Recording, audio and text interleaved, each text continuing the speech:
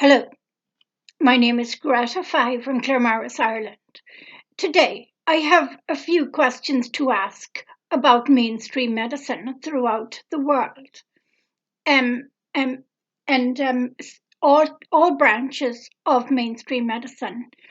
First of all, why are mainstream medical professionals, doctors, nurses, psychiatrists, and a wide variety of other mainstream medical professionals coming out criticizing mainstream medicine and writing books criticizing it. And they're legitimate books full of legitimate points. And that's one which is called Deadly Medicine and Organized Crime by Peter C. Gotcha. He's a psychiatrist. And this is another one, What Really Makes You Ill by Dawn Lester and David Parker. I could get dozens of them. I could get hundreds of them because all mainstream medical doctors, most mainstream medical doctors and nurses are coming online criticizing mainstream medicine, saying it's toxic and that everything about it is a lie.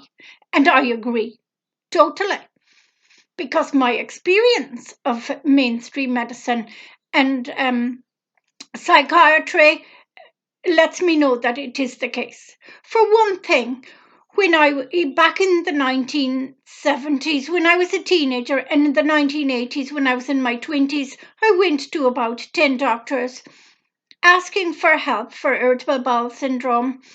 And now, from the internet, I know that there are very simple cures, such as if you have irritable bowel syndrome, more than likely the acid in your stomach is too weak or there's not enough of it. None of them mentioned that at all to me. None of them. And they could have told me that, and I could have taken betaine hydrochloride, which is extra hydrochloric acid, or I could have done something about it. And none of them told me that. Why didn't they tell me that? Why didn't they tell me that? And they didn't. They just said, here, take this prescription. If it doesn't work, you just have to learn to live with it. And if I kept coming back, then they'd send me for a test to the regional hospital in Galway. And they'd say, we can't find anything wrong. You'll have to learn to live with it. And so why? Why didn't, if you're a doctor or a nurse or a health professional, answer me this question. Why wasn't I told, why wasn't I given simple suggestions to cure irritable bowel syndrome, such as extra hydrochloric acid in the form of tablets, which I could get in a health shop, or extra purified bile salts in the form of tablets, which I could have gotten in a health shop. And both of them would cure almost any aspect of digestive problems or bowel problems that anybody might have. And yet I wasn't told anything like that, and I want to know why. Why wasn't I told? Why wasn't I given simple solutions? I don't believe that the mainstream medical doctors are sadists. I believe that they were not informed at medical school of basic health procedures. In fact, they're being deliberately misinformed at medical school, at medical college, because those who control mainstream medicine and the pharmaceutical industry wish to expand their power in the world. And in order to expand power, government, there needs to be more problems in society, because when there's more problems in society, then governments can expand their powers. And they want total power eventually, those at the top of the hierarchical based chain of command in this world. And some are suggesting that those at the top of the hierarchical based chain of command in this world are dark Luciferians or Satanists or dark occultists of some type or other. Well, they're psychopaths anyway, because they're just They don't care about public health. And further to that, if you don't agree with me, it's because you're under silent sound spread spectrum. Because silent sound spread spectrum is a mind control programming capability. And there are digital signals being transmitted from transmission towers into the brains of those who use high definition televisions and smartphones. And now we all have noticed that all government staff, including the police, the military, mainstream medical doctors, senior politicians, junior politicians, etc., spent their time looking for further ways to lock us down in enslavement by introducing new laws, by suggesting new laws, to the extent that they appear to be totally mind controlled to enslave themselves, to enslave us, and to enslave their own children and grandchildren by introducing laws every time they see something wrong in society. And they're doing this because they're under technologically induced mind control called silent sound spread spectrum. And if you tell them about it, they're so heavily under it that they will say, we're not under mind control. We're not being mind controlled. We can think clearly, but no, they can't. Because even this weekend on the radio, I heard a dog warden saying that anybody who has a dog ought to carry a dog license in their pocket anymore to make it easier for the dog warden to assess whether they're entitled to have a dog or not, and whether it's their dog. If you go out walking your dog, you have to bring the dog license. Now, this is the new thing he was trying to introduce. And if your dog fouls the footpath, they will take a sample of the poo, the dog poo. They will check the DNA of the dog, and they will get the owner that way and fine them heavily. So they're programmed, all of them, all government staff are programmed to introduce more rigid laws to the extent that none of us will be able to have any fun at all. We'll be just subdued. And further to that, hierarchies have always ruled through fear and violence. It has always been the case since the beginning of time, and that's why hierarchies are not the way forward for this world. A linear-based, self-regulating system, a system of rules without rulers, is the way forward. And that system is known as anarchy. But they hated, they were so frightened of anarchy that they manipulated the meaning of the word anarchy. And now young people think anarchy means chaos, and it doesn't.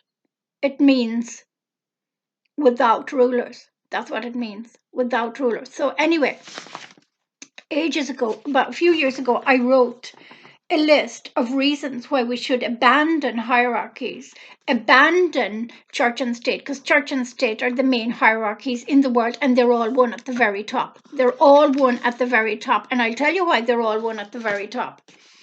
Because over many years, the Vatican and its popes have set up a system of ownership of all property, all humans and souls that exist on this earth under the papal bulls and Sestu KV trusts. In 1302, Pope Boniface the 13th created a trust called Unum Sanctum, which declared that the Vatican owned the earth and all the souls in it. The Unum Sanctum trust has... the Vatican later went on to create other trusts. These trusts make people the slaves of the Vatican, even if they are not Roman Catholics. And so anyway, the Vatican created lots of trusts, and I'll just name a few of them. The Testamentary Trust in 1455, the Regis Crown Trust in 1481, the Convocation Trust in 1531, and the Romanus Pontifex Trust was used to create the Crown Corporation. So the Crown Corporation is the hierarchy, the rigid hierarchy of control throughout the whole world. It was created by the Vatican. And it's another name for church and state. And it has enticed humans into slavery via deception. And I will list several reasons why we should abandon hierarchies now. First of all, hierarchies can only be maintained through fear and violence. They cannot be maintained any other way. Number two, whoever sits at the top of a hierarchy can be secretly controlled by an enemy. Number three, psychopaths always rise to the top because they are prepared to kill anybody that stands in their way of attaining power, money, status, and control. The next point is a hierarchical-based control system, such as the American presidency. In a hierarchical-based control system, such as the American presidency, one man at the top of the hierarchy-based control system is suddenly deemed to know everything about everything and is suddenly deemed to be a fount of all wisdom, a situation which is unreal. The next point is all hierarchies are artificial evil systems which are kept in place by covert violence. Next point. In order for hierarchies to work, we need to invent a false concept called authority. Authority is the concept of a diseased mind. It does not exist under natural law, which is the only fixed and immutable law in the world. When an individual belongs to a hierarchical-based control system, they tend not to use their own conscience in order to ascertain if their actions are objectively right or wrong. Instead, they tend to unquestioningly obey whatever order they are given, which comes from the top of the hierarchical-based chain of command. Because of this refusal to use their own conscience, and because of the error of placing their trust in leaders that they don't know and have never met, and don't know much about, they can be persuaded to go to war and kill other good living human beings for no other reason than the other human beings who are to be killed live in a different part of the world. No individual will agree to remain at the bottom of a hierarchy unless they are either put under trauma-based mind control or else electronic mind control, or both. Before electronic mind control became mainstream, trauma-based mind control was used in the church and state-controlled school system through corporal punishment and through various forms of brainwashing, which was administered by largely unknowing staff who had themselves become brainwashed on an earlier occasion.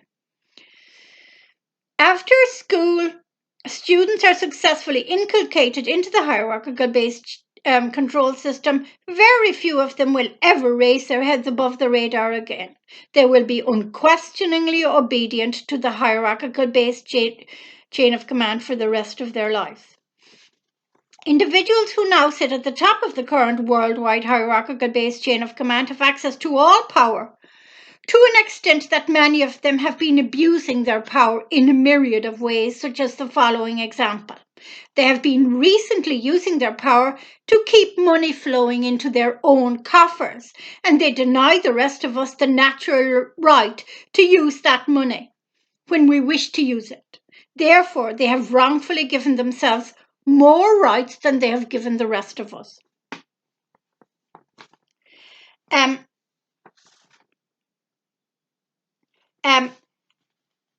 Human hierarchies are rigid. They become more rigid over time because more and more laws are introduced, because the ones at the top of the hierarchy are afraid of the ones at the bottom of the hierarchy.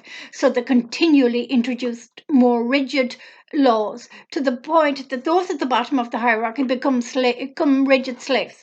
And hierarchies are rigid, anarchies are fluid. The word anarchy means without rulers.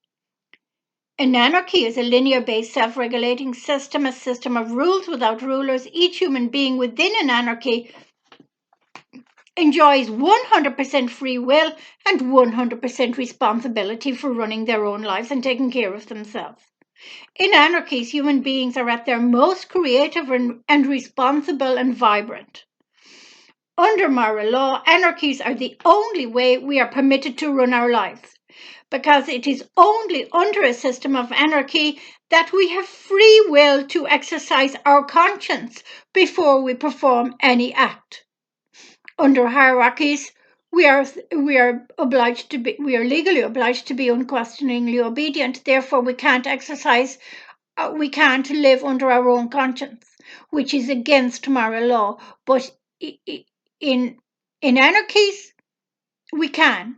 We have 100% free will and 100% responsibility for ourselves, so we can live under our own conscience, which we are obliged to do under natural law, which is moral law. Natural law and moral law are the same thing. Natural law is fixed and immutable. It's the only fixed and immutable law on earth, which makes it the only lawful and just law. Like, you don't want to abide by maritime admiralty laws because they're not fixed and they're not immutable and they're not even moral, most of them, and therefore they're illegal. Not illegal, sorry, unlawful. Some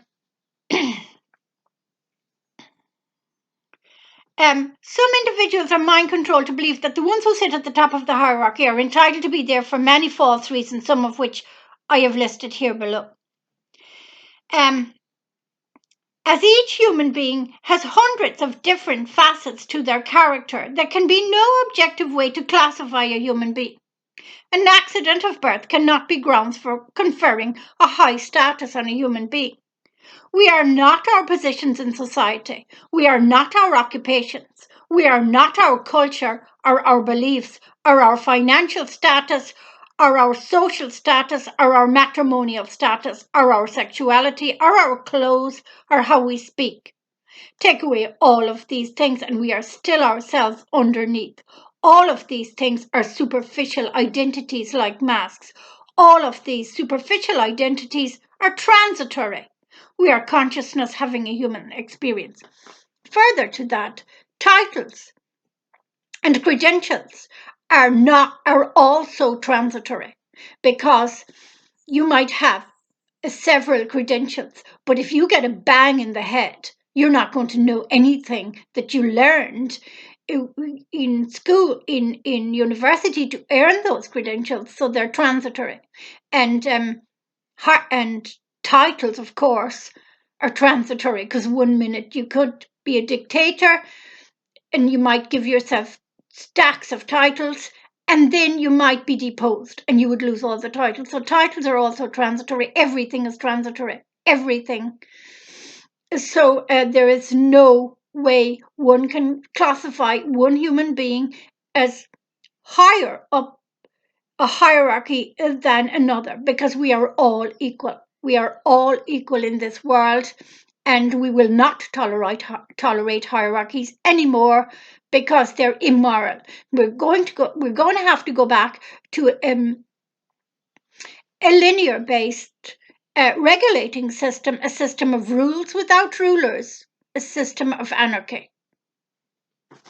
And we can easily compile a list of those rules that we will all abide by. And I have thought it through.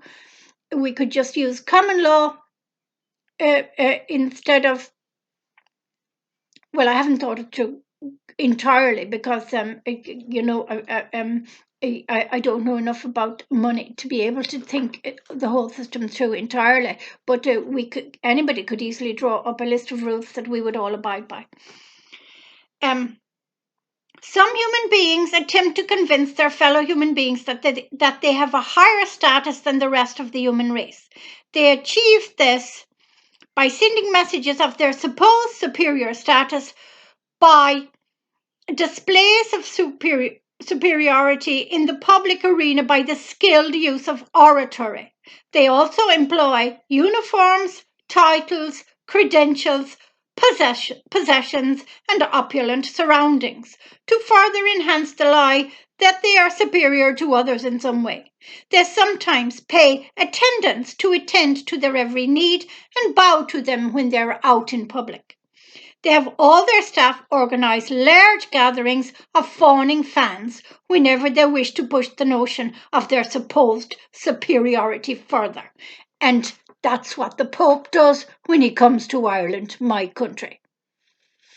They organise large gatherings of fawning fans around him at all times so that gullible young minds thinks he's superior to the rest of us. He's not. And also he wears he wears fancy garments, he surrounds himself with opulence, and he surrounds himself with bowing, fawning staff at all times to give the idea that he's superior to the rest of us. And if he was wearing jeans and an old jumper, no one would listen to him. But when he wears big white cloaks and a huge hat and surrounds himself with all of these fawning fans, some are gullible enough to believe that he's superior to them. He is not. In fact, I wouldn't even trust him. We are all equal. We came into this world empty-handed and we will leave this world empty-handed approximately 8 decades later. We must value equality in the world above all else. Unquestioningly following the orders of our equals leads to acts of extreme evil, because when we do so, we refuse to take responsibility for our own actions by refusing to assess whether the order given is moral before we carry it out. So, I'm very angry, so I make videos quite a lot because I've heard from, I was listening to David Icke, who is an online activist, and he said that the British government are bringing in new laws where freedom of speech will be denied if what you're saying is deemed unsafe, even if it's true. So we haven't much time to say what we wish to say in order to save the world from enslavement by dark Luciferians and Satanists and Zionists. They're all dark occultists. So if you have if you have something to say, say it now, and please share this widely if you agree with it. Thank you for listening to me. Thank you very much.